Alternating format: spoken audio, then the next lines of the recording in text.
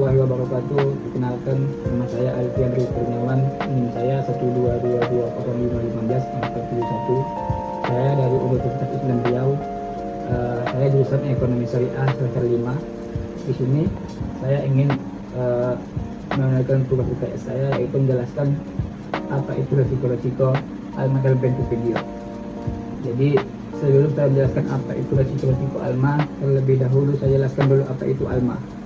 Jadi ALMA ini atau Asset Liability Management adalah strategi pengelolaan aset dan liabilitas perusahaan untuk mencapai tujuan keuangan.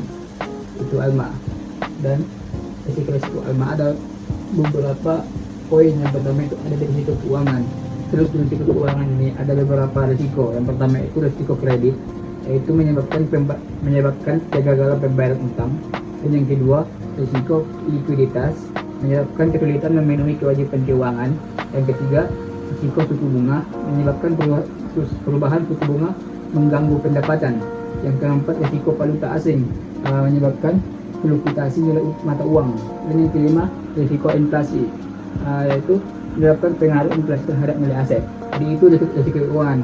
Dan di poin kedua ada risiko operasional. Nah, di sini ada beberapa poin lagi. Yang pertama itu ada risiko manajemen. Risiko operasional ya. Yes, risiko manajemen ini menyebabkan kegagalan pengelolaan aset dan liabilitas. Dan poin yang kedua itu ada risiko sistem, yaitu menyebabkan kegagalan sistem teknologi. Yang ketiga, risiko ketergantungan, itu menyebabkan ketergantungan pada pihak ketiga. Poin yang keempat, risiko keamanan, menyebabkan ancaman keamanan data. Dan yang kelima, risiko regulasi, menyebabkan perubahan regulasi keuangan. Itu tadi penjelasan ada risiko operasional ya. Dan yang ketiga ada risiko strategis. Di risiko strategis ini ada beberapa poin lagi. Yang pertama itu risiko posisi pasar. Itu menyebabkan kondisi pasar tidak baik.